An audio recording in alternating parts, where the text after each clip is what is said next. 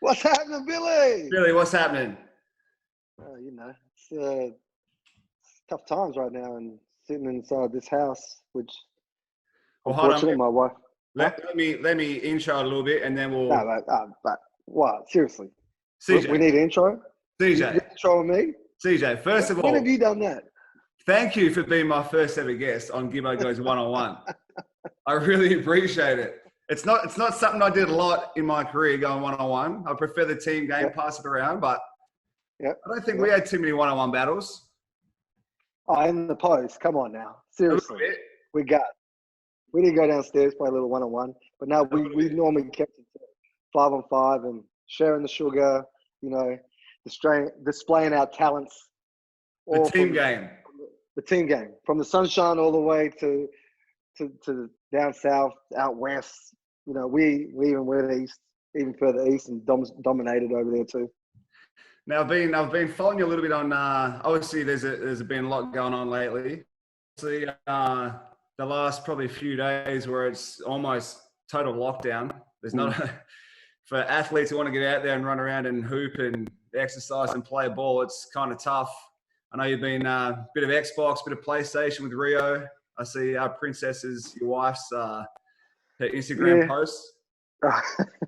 Yeah, she's good with all that stuff. As you know, technology is big time these days. As for myself, not so much, but happy to dabble with it with the phone and playing with the kids and different games and devices. But he loves the game, and so I said if he wanted to have a game, and he was up for it, and he let me know it was close. I lost that game that you saw that she posted on Instagram, but I've bounced back, Billy, as you do. It just takes a little time to get you got to give him a win here or there just to keep him engaged. Oh no. Win, and when you're able to win consistently, now I'm telling him to go clean your room. You know what? We're done. But if I win, you know what? You go make me some breakfast, or add some. Have you found ways to do some basketball type stuff with him around the house? Not so much. We've got a part of an open lot next to us, and so we've got a portable hoop set up. He goes out there a little bit and shoots around for a little bit, but not really. Like for our exercise, we went down to Brisbane Park, and kicked the soccer ball, teaching him about footwork and balance and control, and being able to do different things and how all sports are all connected. And we talk about sports in a light manner of it connects us and brings us together, but for being able to change the pace and speed and dribble the ball as we bounce it, they kick it and change the pace to get open and make good leads. Same thing for all sports. We've Phoenix we've started to kind of implement some home workouts. Creek and myself have been doing our own stuff, as I'm sure probably every athlete has been, some home workouts and trying to keep the guys as much in tune with playing the sport as they can, being locked in the house. Have you guys, obviously you're a coach now, you've been trying to do that with your Bullets guys? We've got 6 guys around, and our strength and conditioning coach, Michael, and our physio, Andy McGough, has been very busy behind doors and making sure that they all have a program to do. For most of our boys, they're more on the conditioning side. As for the basketball side, doing ball handling skills, I thought I'll leave them to themselves for now. But over time, definitely get to that part. But it's all out there from YouTube to internet, and our NBL website you have a load of different drills that you can do, and it's not far from a screen.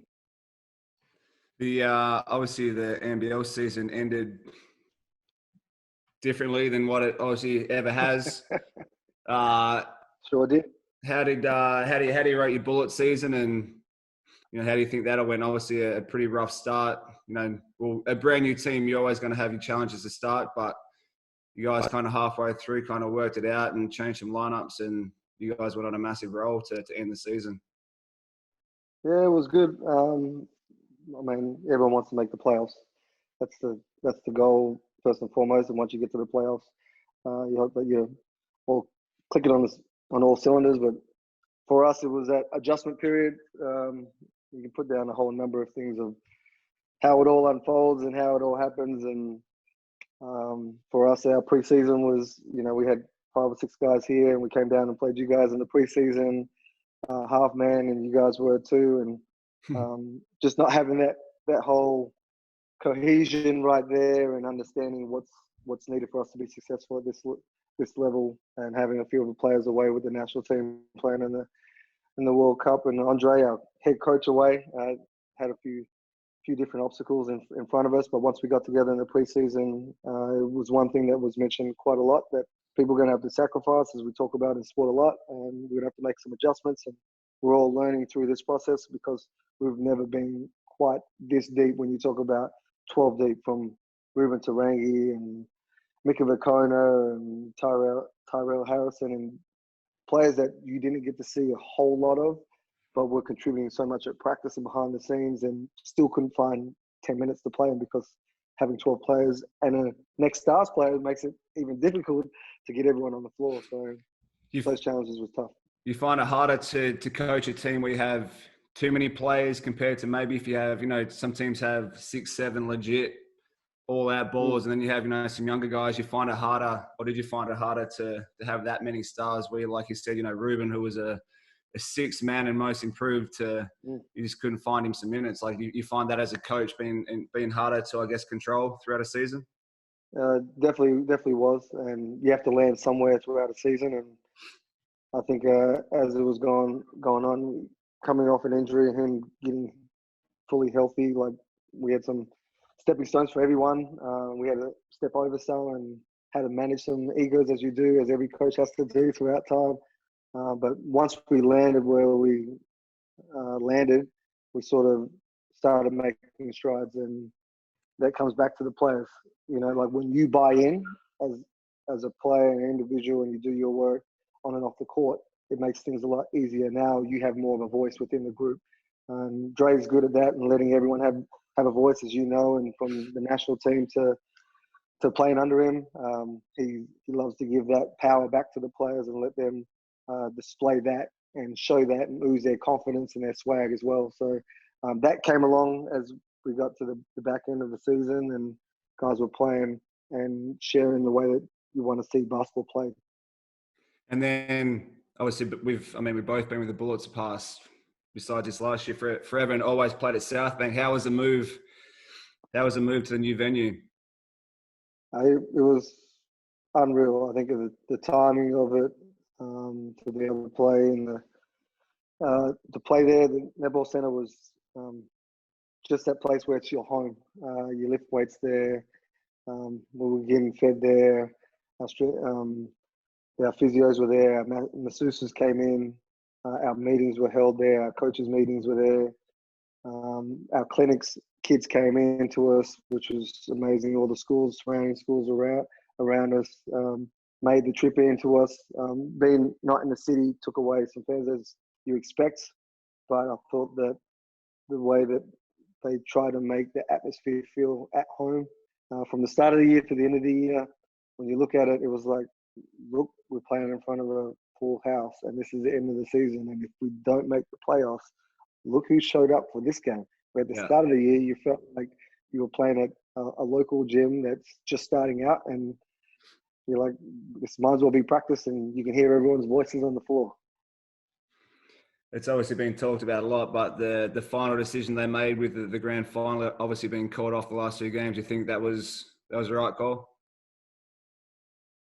I think you should call it off the way that the virus has hit the world, and in the way it was coming in strong, that it was necessary to do what's best for everyone's well-being and their health, and to cut it off where it was, and to play an empty gym, which was first of its kind here in Australia, was thought it was coming. I remember Sammy Mack saying that, I guarantee you that this game will be played in an empty building. And when it was, he was like, okay. And then I didn't see that the third game being the last game, but knowing, I thought you should have stopped it at 2, but I'm just a person, and that was just my opinion. But I thought that it was great for basketball. I think the NBL had a great season, as Larry said, and to the whole league, of how proud he is and how well the games have been played all across the board, all the way down to the end and the lineups, and from new team like yourself playing with the Phoenix and how you guys came in and made an impact straight away, as you were always going to do.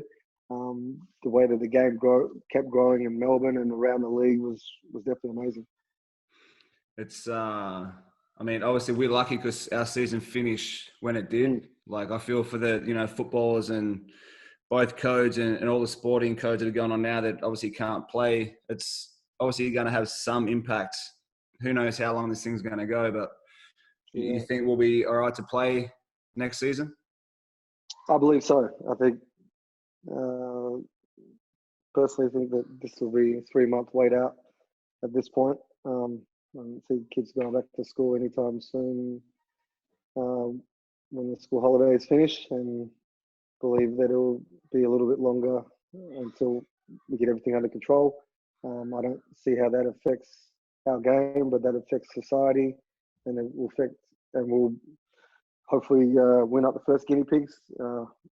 But how people will come back to the game, the restrictions and what's lifted, what's not lifted, to how we play, our style of play, and everyone looking after each other. I think there's going to be a few little measurements. There's all the little things which make us great, and from off court, from junior, making sure that each player's got their own towel these days, and it's got your name on it. Yeah. Hygiene to what we're doing. There's going to be a whole lot of things in place that we're all going to have to tick off on and sign up for, and it's the way the world will work. Yeah, I think it's definitely going to be different, but you just got to take it as it comes, I guess. This is something that I reckon is a good question, because obviously I'm getting towards the end of my career. Hopefully I've got a few years left, but you're nuts. We'll see. Maybe 3 or 4. You gonna put a shirt on? Who's that? Say it again. Foots, come here. This is the one.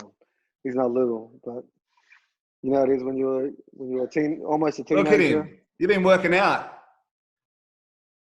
He said you've been working out? No. Did we not go to the park?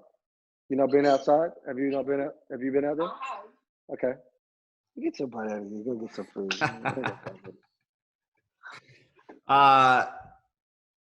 You were saying? Life after playing basketball. Now, obviously, you went from the Breakers to, I mean, basically starting the whole new revival. Bullets.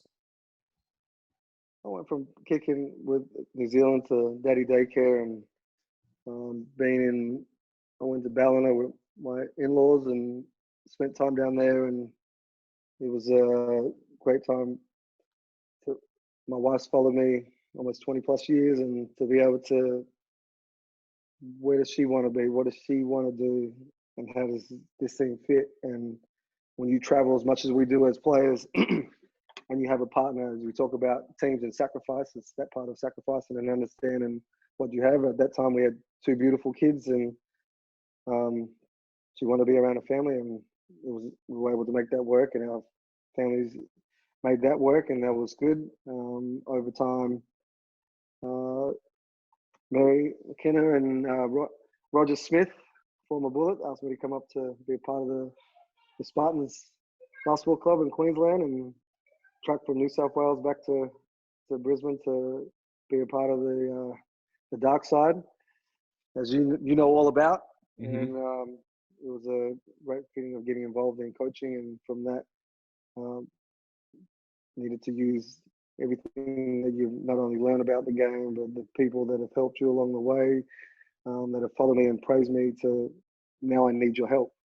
And for anything that you don't know, just when you start playing, it's starting from the ground, never acting like you know everything, never acting like you've arrived at that point. And I just started digging down and trying to recruit the best players that want to make it to the next level and have an inspiration of helping this club become successful. And after spending 2 years there and not making the playoffs, they didn't make the playoffs for a number of years, and finally were able to, the second year, make the playoffs finally, and got bumped out in the first round to Natawati, who were a very talented team for some former NBL players on their roster, and had a meeting with Mr. Kesselman down in Melbourne. I was there with Justin and Larry, and my father and I went down there, and he told me he was bringing the Bullets back and to sit there, and he asked me, what do you want to do? Do you want to be a part of, do you want to be the head coach? And I was blown away first that he had asked me, and recognized, where our families were at. My father had been a part of the Bullets since 1979, and for myself growing up and moving to different cities with a father who played sports at that time, I always felt that Brisbane was home. When I returned from college, I came back, and to having the chance to come back here again and be a part of the 07 team with Eddie Groves and yourself and Joey Wright and JVG and Sam McKinnon and co, we were able to do something special. And so I was just so proud to be put in this place again, and for him to ask me how I can play a role. And from there, it's grown into still here and striving to be better, and we've improved every year. But by going out to get a coach like Andre Lamanis and being able to entice Richard Clark to come over from New Zealand, that have done amazing jobs, not only in New Zealand, but for Dre in Townsville and before that in the junior ranks. And they just had so much more knowledge, and for myself to be able to learn from them and to be in that space of learning the business was important to be in that space. Obviously, there's a few bits I want to come back to. So obviously being a massive part of the Bullets and basketball in general, it must have been a pretty big, I don't know if it's honor, but for them to ask you to be that guy to help bring the Bullets back must have been pretty cool. Oh, I had tears, I'm not going to lie. Definitely moved not only myself, but my father. I think when you come out here and you've been a pioneer of the league and what he's gone through throughout his career, and the amount of kids that he's helped along the way, and from junior players that became Australian players that he played with along the way, and for myself to grow up in this beautiful country and to play with the greats of Sammy Mack to Saville to Aaron Trahair to Simon DeWhite, Chris Anstey, the list can go on, but it's those that group to play with and to be a part of that and be taught the game in Australia, to learn how to play team first basketball. I credit first my father for bringing us here, and then I've got to credit the league for surviving through all the different times from the 80s and the 90s when Jordan came and helped the game grow to, passing the torch, and for our legends from Shane Hill to Andrew Gaze to Andrew Vlahoff to the Leroy Loggins and the Derek Ruckers of this world, and other greats of Darryl McDonald's that came out here and put on a display that kept the game in a light that we look at today. And we need our superstars and our leaders and our guiders that help this game take it to another level, not only on the floor but off the floor as well. Who's someone that you looked up to when you were playing? Like I remember, when I was growing up, I loved watching you play, but obviously when you were younger, like I was to you, who do you look up to? Like, man, I like his game. There's too many players like. Or favorite teammates. I know there's been a lot. Too many teammates. I'll probably forget someone. I think when you talk about players like those, you always pitch something from everyone. Like they talk about the game of, it's not stealing. It's it's understanding how that move is created and how that works for your team and for myself, and what makes your team better. Like if I have this player on my team, or if I play with this player, I see him able to do this, and this is how I can help him, and he can help me, and we can look really good as a tandem or a trio or whatever it may be.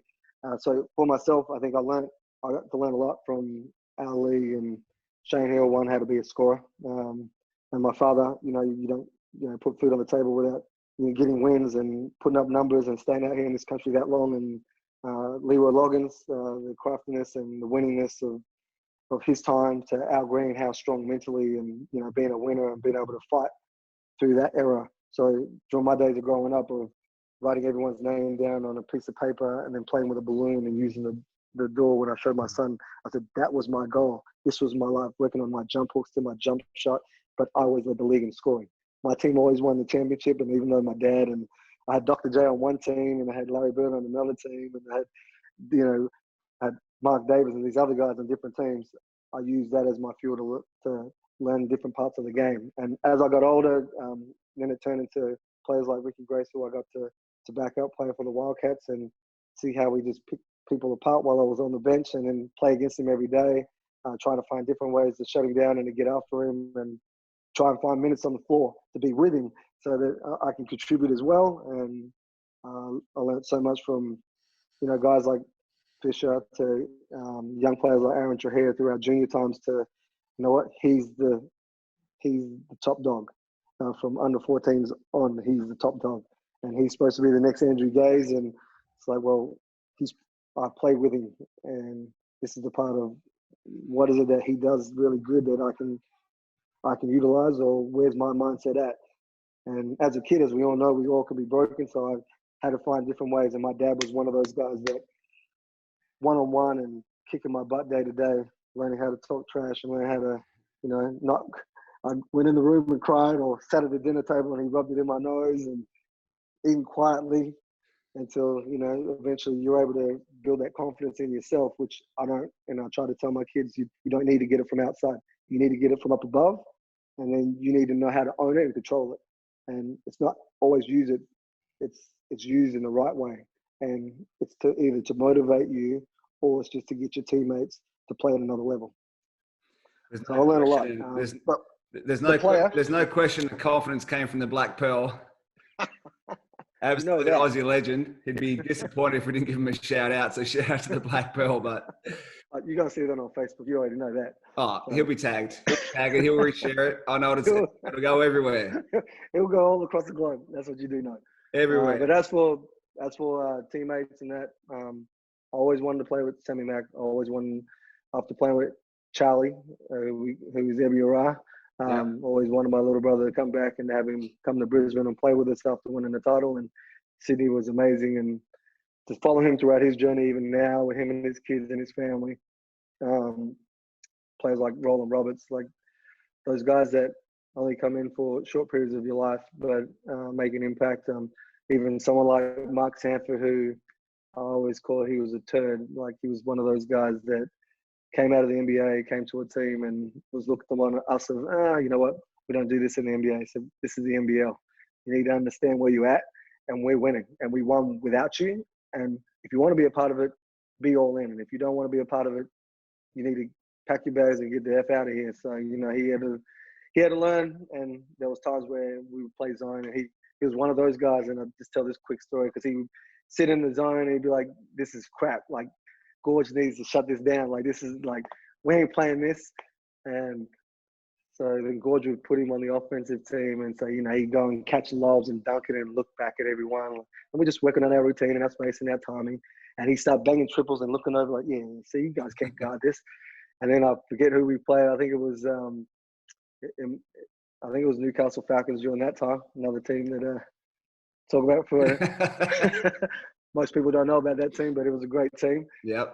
And we were playing them at home, and we went to zone. And I remember Gorgon taking Sanford out so that we could play zone and work on our zone. And I remember I'm coming down the floor. And we're playing defense down the other end. So when we're on offense, our bench is right here. And I remember we run an offense. I said, you could be out here. I'm talking to him instead of talking to the players on the floor. Like, you should be helping us. But now you have to sit there because you don't want to buy into playing defense on the zone. We ended up winning the championship that year, and he ended up playing zone. Long story short, and winning the title. Have you had a funnier coach than Gorge? No. I think because he's obviously serious, and like, you better play defense, and your training sessions probably go for about 3.5, 4 hours. There's always about 4 more times. But him, like, the year we won it with the Dragons when he was our coach was like, he's hilarious. He'd be shooting with the young guys, like talking shit, like with his fingers pointing all over the place. Like, they're all pointing left, right. He's got the stance, the hand on the back. He's got the point of the finger. Hey, you need to get over there in the corner. I want the X cut to go hard. Now, his whole demeanor, I think the way that he was able to relate to his players and be on that level with each individual and then to bring a team together. His passion for the game always shined every single day when he stepped on the floor. He had a million things going on in his head, as we all know, and sometimes you had to siphon it, as you had to do to me sometimes. But it's that part of, he was he was not only great for the game, but he had talented teams. Let's not take that away. He had talented players that wanted to come play for him, wanted to learn from him. That helps him, that helps them. They had good strength and conditioning coach. They had a great organization that backed them. And he was able to display not only his talents and lead a team, but he was able to get the best out of kids and make it play to their potential. I just felt his game plan from start to finish of a year was always like, we're doing this for a reason. So halfway through, we're training this way. And then it was always like, all right, we're building now. And then you get to the finals and you're just peaking. So I don't know what he did or how he did it, but just felt like he was always thinking 8 steps ahead.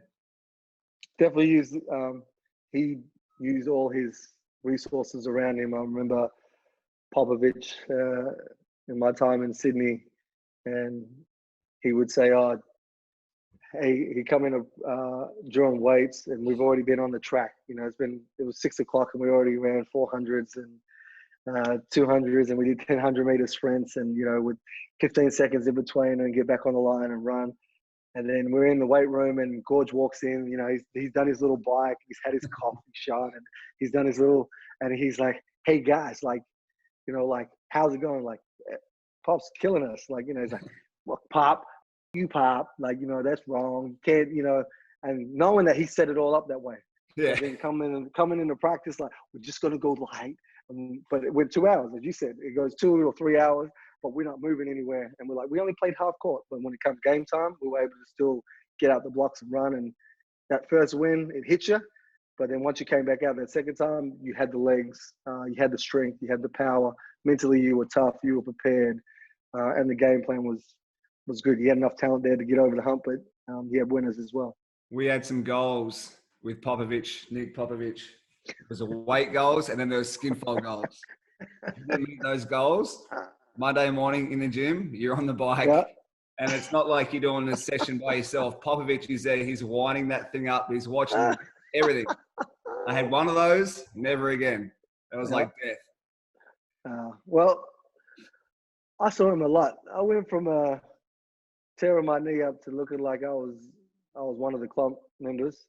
And to get back into shape, I told Pop I'm here to do whatever, and forever grateful and indebted to him to prolonging my career probably 10 plus years, teaching me about my body, how to work hard, and knowing mentally how to prepare, and then putting in the extra work. And this is where that mental toughness of putting 2 weight sessions in a day, doing 2 workouts. I did once with the team and did all that. Then I went out with the young guys, the guys that just come in and fill in the numbers at practice.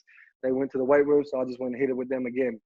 During that time, mind you, I didn't have the kids that I got now, but to spend that time on your game and your body and to be one of the elite. And when I look and see my banner hanging in Sydney, I know why.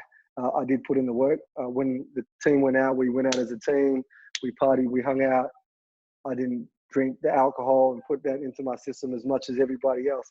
But the next day when we had practice, I treated it like I was, as LeBron and Michael Jordan say, that they're at practice and this is my moment. Like, we don't have fans here. And I know it's practice, but I get paid to be here today, and I need to put on a show. I need to keep working on my craft. And when I took that mindset, and I remember guys from Luke Martin and those guys like, slow down, see, not today, come on, man. Like, today's it. And this is that part of trying to get to that next level. I feel like when I grew up as a rookie, things were a lot different then than what they are now. Being an older guy, being captains of teams, you can't really do now what I remember I wouldn't step out of line with Sammy Mack or, you guys, Hoagie. Yeah. I made sure I picked up the bags, and I got it. Don't worry about it, you guys. I'll get all the bags off the carousel. All good. But we took care of you too. That's no question. I didn't pay for team. Went out as a team. I didn't have to pay for my own meal. Like, that was covered. But I feel like that's lost a lot now. Yeah. Like, I feel like it's somewhat easier now to play professionally, and I don't know. I feel like you don't have to quite work as hard as what you kind of did back then. I agree. I mean, to some extent, there's that part of we use social media to get to a level that everyone believes that I've arrived.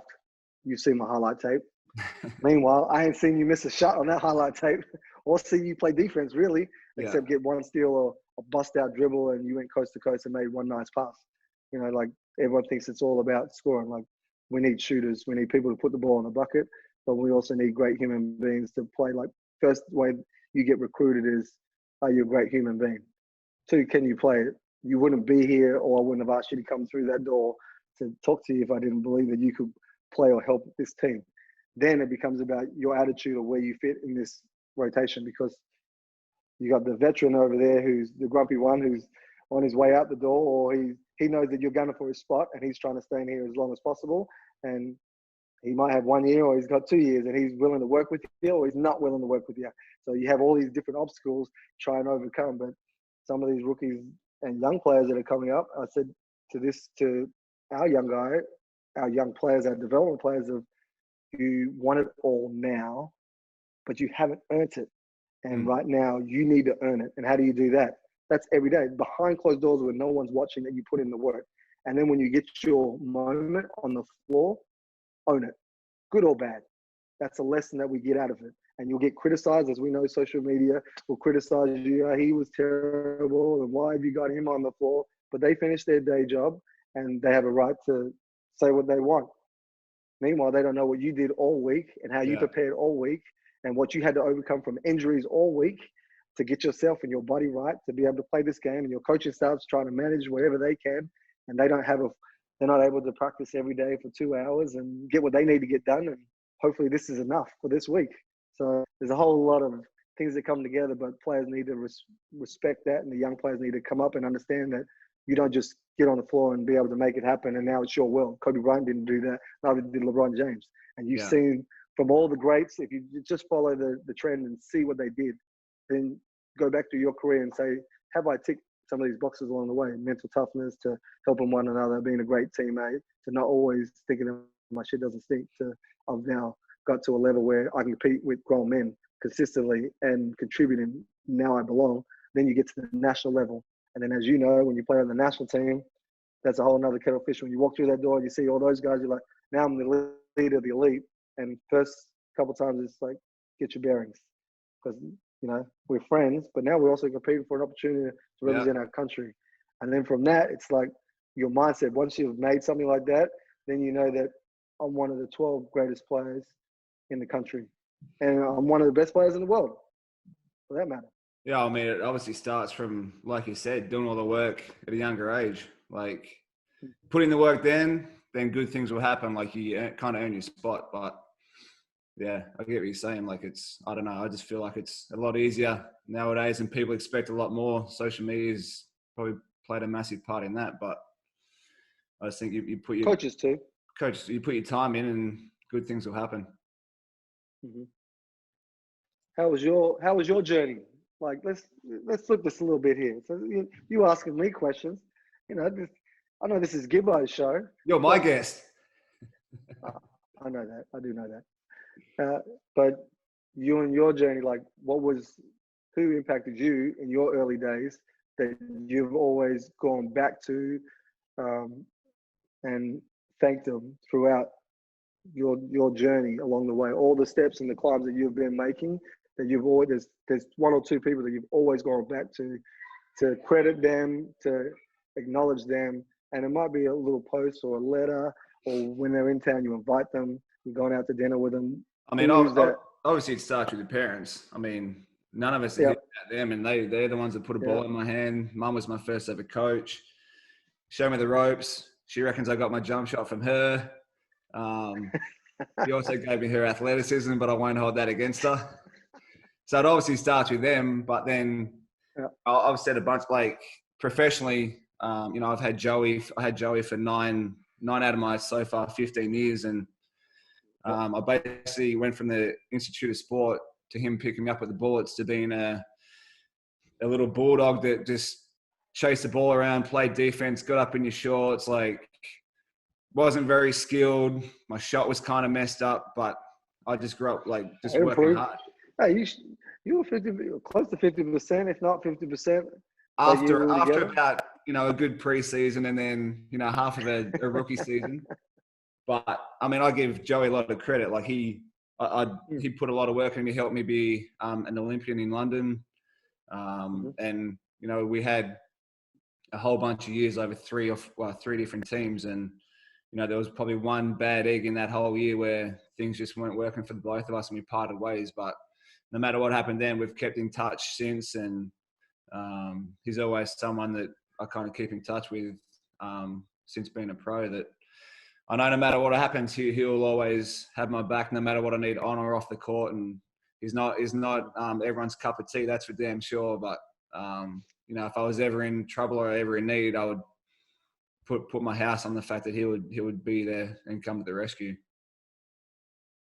Yeah, it's always good to have those people, and he is one of those unique and special ones that we talked about. Gorge, everyone has their own relationship with their staff and their organization, and he's one that will go to war for you.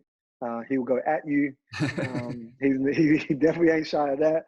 He will challenge you to the point where building the strength, as we were talking about earlier, the mental toughness and inside of you, the fun if you have it, because he knows that some of you guys have it and just never tapped into it. But he's always one of those guys that that you can always rely on him and he'll reach out to you. And yeah, not everyone likes everyone in this world, but we all know that we know good people when you've been around someone.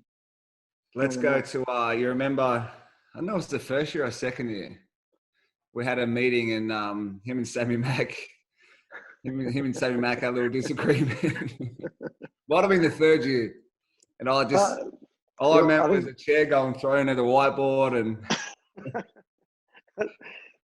Sammy Mack got a little bit angry. I think that was more second year. I think Superman went. He wasn't quite. It was in between Clark Kent and Superman, and went Hulk. And he let Joey know, but Joey was pushing buttons too at that time, and he wasn't happy with what was going on or what he was being told. But Sammy had been told different things as well, and you agree to disagree. But it's about, as we talk about now, it's about the player's health. And if it's not right, it's not right, and we need to make sure that comes first and foremost. As for your job as a coach, you need to move forward and start focusing on what you have and operate with that going forward once everyone gets diagnosed. And I think for both of them, it was a sore spot, and it's probably like you don't let it go, right? It's something that we all remember. So that they can go to 100 real quick. I was like 18. I'm like, what is this? What is this? I'm just here trying to play some ball, but that was, I think the good thing about that, they talk now, I'm pretty sure, like they're cool, and that's just, it's part of it. It's like kind of within the white lines, and then once it's done, and you kind of move on. Always when you have alphas on your team, and when you're strong and you've worked on your craft, as we all know, and you put in the time, you know that your voice, you have something to give, not just by what you did on the floor, but what you've done for that team, for that person, for his career. It goes both ways.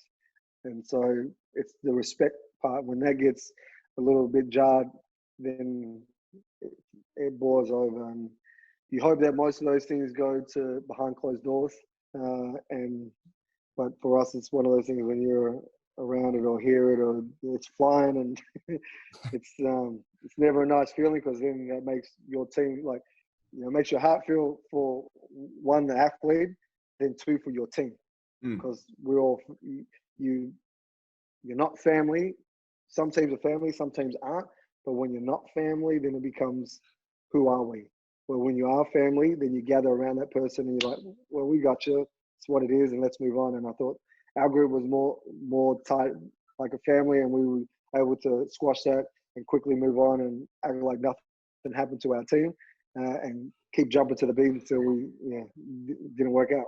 Do you think, you played a lot of teams, you've seen a lot of teams the other years, do you think that Bullets team, 06, 07 teams, the best or one of the best to be assembled? It's definitely one of the best. I mean, I've stated that was the most fun team that I've played on, with all the different characters, their ability to each individual skill set that we had combined, for the small ball game to how we all played, to how we pushed each other at practice every single day. It was fun to be around like on and off the floor. To even pull in someone like Stephen Black, who, you know, was so anal about his game and his regimen of everything he needed to do. Have you ever seen more ice used in 1 year than what Stephen Black used that year? Definitely. He had an not. industrial-sized ice machine at his house. Pretty sure the council were like, "What? Do you have your own like bar?" Like, hey, all I know was what I did hear all this. I never saw it. So I can't say that part. But what I can say is that I was super impressed. Like, from hearing all the stuff of, we wiped the floors together as like teenagers in the Perth Wildcats when our dads played together. My father was coaching his father before he became a Wildcats coach and player. To see Blackie go through his career, the injuries that he had gone through over time, the elite player he had become in our league, and to then play alongside him and to see how he had managed his body every single day. The injuries that he was going through throughout his career, which we can all say, it's just his back. What is that? You know, the rod in his leg. It's a titanium rod. It's just a rod. You know, but it's his body, and he deals with that every day, and he has to manage himself and get up. His mental application every single day was amazing, and I thanked him for showing me how hard to work and to continue to work, and what I need to tell people along the way of my journey but also had to remind him of, you need to come in, like, come on, hug it out. You know, Blackie wasn't always one of those guys that he wanted to tell everyone, and this is what it is, and we're doing this here, and let's go do it. Come on now, you're either in or you're out, and we'll kill you if you're on the outside. Like, we're killing teammates and we're killing each other and joking about each other. You have to be in this. And once we got him in, I felt like we changed gears real quick, and I mean, we were already tight, but that helped us go to another level as well. Well, when that happened, I think we lost in New Zealand, and then that change room was like not a fun place to be in. But I'm pretty sure ever since then, I don't think we lost for like three months. It was wild. It was like, it was wild. What, 21 games straight, 22 something. Everyone scored. We had game in Singapore. Everyone had double figures. We had who was it? We had Charlie having big games. Racky coming in and doing his thing. Like everyone. Brad Williamson coming out and dropping 30 points. You know, like we all had our moments. Dusty Reichardt complaining that he doesn't get the ball enough to, you know, he's getting his double and being super efficient, more efficient than he's ever been throughout his career. Boucher, who wouldn't shoot a ball, you know, it was fake screening. Like, you try to give him an assist and he's trying to give it out to you for a 3-pointer, and I'm ready to wring his neck. So he's getting almost more assists than me. I'm like, this is not a game. We're trying to win the game. Like, just score the ball. I gave you a layup. I've never seen someone have so many layups and pass. Always. Hey, and everyone felt, but he always found people. Always. We could talk about that team all day, right? That team was great. And Boucher he's one of the funnest guys I've played with on the court at the same time, because we obviously spend a lot of time on there. But, you know, if you're working someone up the court and you turn him, he's going to be right there. You know, before you're even open, he's going to pass you the ball. Like, I don't know about the Kiwis, but him and Mika are like some of the best guys to play with, because they don't care about themselves. All they care about is getting their teammates open. And, I mean, you play with both of them for a whole bunch of years, but one of the funnest years. Explain the whole the nicknames that we started in Brisbane, because obviously you're Billy, Brad's Billy. Yeah, Brad Williamson's Billy, you're Billy, and I guess when you go out to restaurants and you're with the team and there's something missing on the table, and as the waiter's walking by, if it was a guy, I would always yell, "Hey, excuse me, Billy," look him dead in the eyes, like I know who he is, and Billy, can we please get some more ketchup here? And then everyone just looked like, what? you know him? And the guy would walk off like, yeah, and come back with catch up. I appreciate that, Billy. Thank you very much. Never address you. And then you guys are like, you know him? No. Like, just gave him a name and roll with it. And then from that point, there was Cheryl. So if I saw a female, you know, I would call them Cheryl, and they'll be like, my name's not Cheryl. And I'll be like, okay, Cheryl, I get it. It's okay. And so over time with the Bullets team, then when we all had a great time with that one piece, and we ran with it through our team. And this is where Eddie Ara became Charlie. Sammy Mack became Ralph. We had Dusty Riker become Ted. You had to be a name of some name that we just doesn't suit you. Like, and Hoagie was Frank. Joey was Frank, Eric. That's right. Joey was Eric. Dylan Banks was Ewan, I'm pretty sure. He was Ewan. Yeah, he was Ewan. And then when we got into game situations, it became, hey, let's get a shot for Ewan. And I remember guys like looking like, who's that? I remember Joey being so confused, like, what the hell are you guys talking about? But that was what was so good about our team, was like we all just kind of knew. Like, even though he didn't know, we all knew. And like we're out there running around like, yo, Billy. And it was what made it so much stayed fun. Slim. We had Mickey on 9.com stayed slim, and you know, you don't leave him out. You know, he was the first one that was blowing up on trying to get his Instagram and his Facebook and blowing up. And he was that rock star out off the bench, leading the charge. He'll feature a bit later. He sent me a question to ask you, so I'll get to him later. How long is this thing gone for, Billy? Because I got these little prom snatchers over here. Look, there's one. He's acting like he's reading over there. He's 5.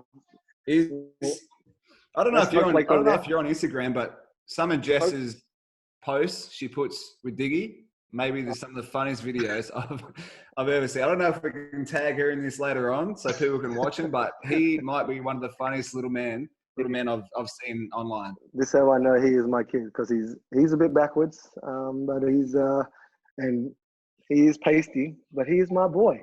We have the same we have the same brain. And then there's this other one over here. This is my Cupcake. So I've got nicknames for my kid. This is Cupcake. Say what's up. And there you go. He went from 100. This is why I call him Cupcake, because he'll go from 1. He'll get angry real quick and go from 0 to 100, and then he ain't talking to me. And so he went hard, and like that Cupcake guitar. But Snowflake, he's a softie. He's got the blue eyes, and he tried to win you over with all the. Dad, it works. Not with Dad. Not for you, but it works. Oh yeah, it does work for Mum a little bit. All right, I'm gonna roll off some questions for you. I put a post online, like, who wants to ask CJ some questions? Snap. So they don't have to be long ones, but quicker answers, because we know you can dribble on a little bit, not just on the bit off. What? So, I don't know what you're talking about. Favorite, so out of your 6 championships, which has been your favorite? First. The first one? It's because you want to win. Like, I just want to be known as a winner throughout my whole career, and I've finally got a chance to win one. And the work that you put in to get there, and I had to overcome an injury that year at the start of the year, and coming back from knee surgery and working my way back was a big year. And I missed out on the 2000 Olympics, and now it's come around 2004, and I just wanted to show that I was an elite player in this country, and I deserve to be a part of that team. And so you got to fight through a whole lot of different channels, not just, you know, within your team, because I wasn't healthy at the start, to the league, to the players that are overseas, and then to finally win a title, to be etched. Now you can't take that away. To now I was just hungry and striving to win more. Toughest player you've played outside of the NBA? So European guy, whatever.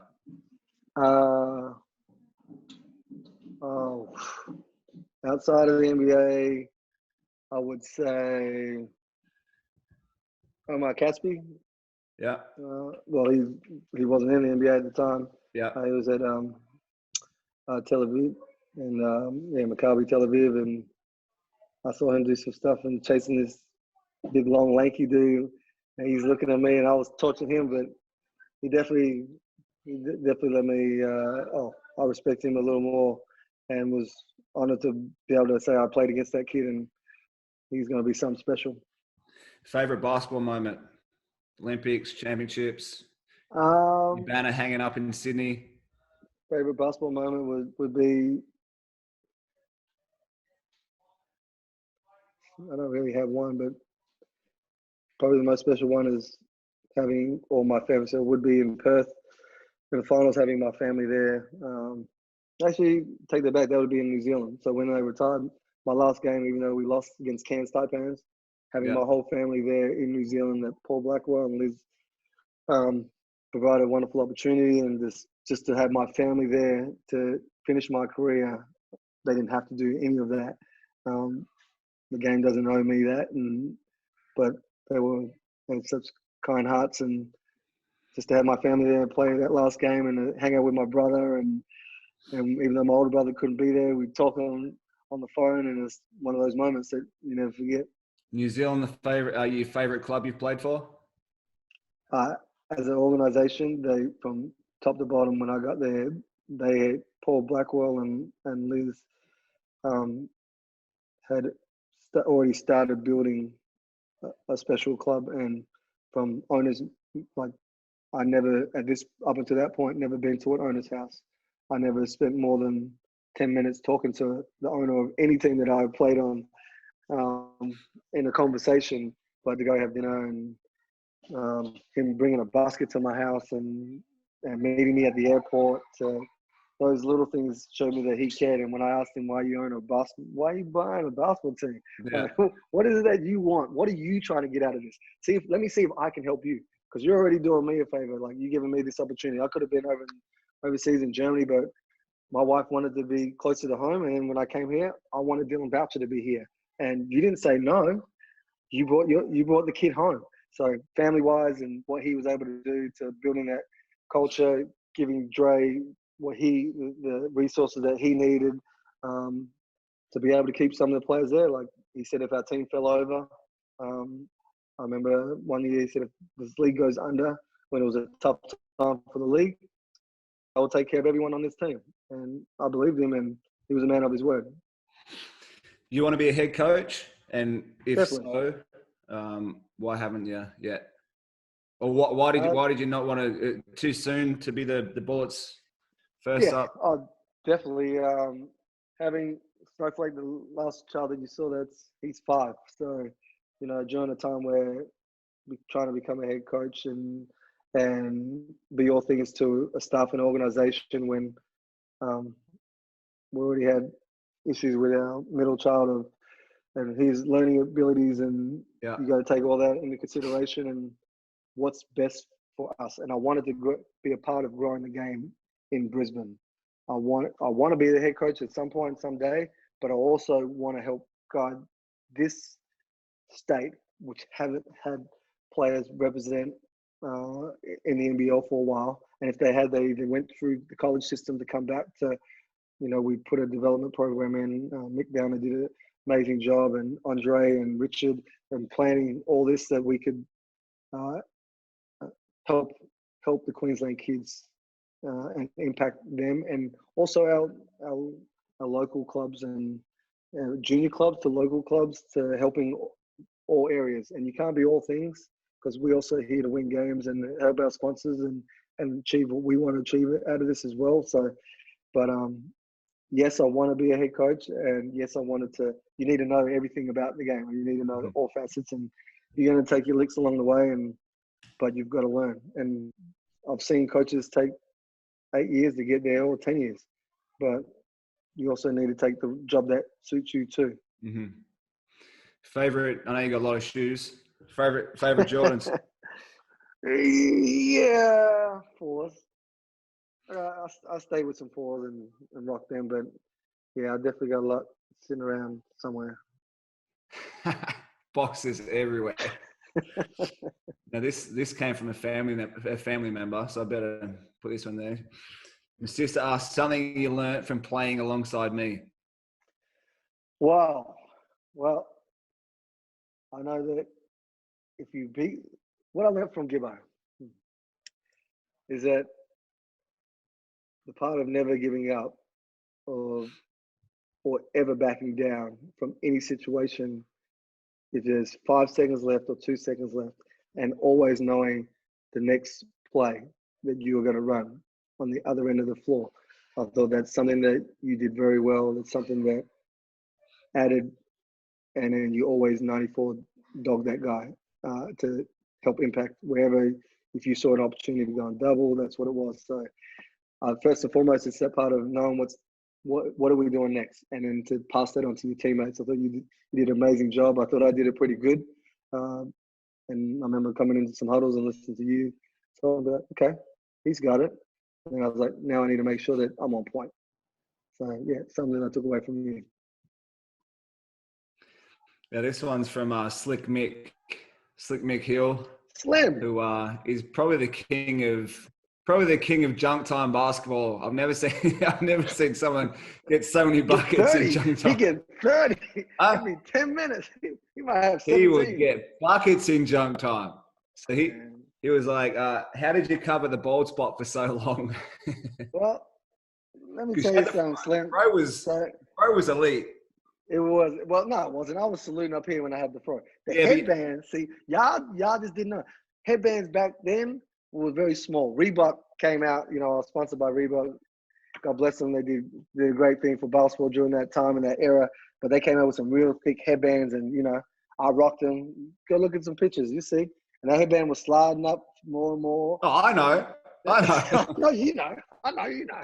I know. But that ball spot had been there since I was like 17 years old. So, when I went to college, it was one of those things of how do you cover this when you're going to school? You go to school with a whole bunch of kids your age or around your age, and you're going ball. So keep it low. And over time, when I met my wife, I never cut my hair from the time that we met. And I told her, girl, I'm not going anywhere. I'm going to be on your doorstep in a minute. And when I did, and then eventually it got thick, and then she started twisting it. I was like, I probably got something here. And we had a braid. So I was like, well, I don't have to go pay for that. So then I had all the different designs and patterns, and then she had to put in some weave and that, as you see today. So I had extra hair in there, which covered the bald spot. And she would, if you look at all the designs, there was all crossovers during that little patch. And it was extra thick. Thick, for sure. Well, Billy, that's, we could probably talk for about 3 more hours. Are you serious? Stories. That's it? Huh? That's all you got now? Well, no, man, I appreciate it, Billy. Appreciate you being my first guest. Gibbo Goes One. It's been real. I wish you all the best. I'm glad that you're not wearing a Phoenix jersey there, and you representing Kobe B. Bryant, and for all the families around the globe and that watch this and follow our sport. Please stay safe and look after yourselves and your families, as we all care for everyone. And the basketball world, I say to all my friends around the world, it's so small. Like, we all know one person which knows someone else, and we're all connected. So do look after each other, do help one another in need if you're able to, or to definitely point them in the right direction. But keep going, Billy. Love your work, love your game, love your career, you're doing it. And for the NBL, all the best, except when you play the Bullets. No, well said. You can catch us every Wednesday night. Stay safe, like my man Billy said, and go the Phoenix. Bullets! We're back, baby! We're back!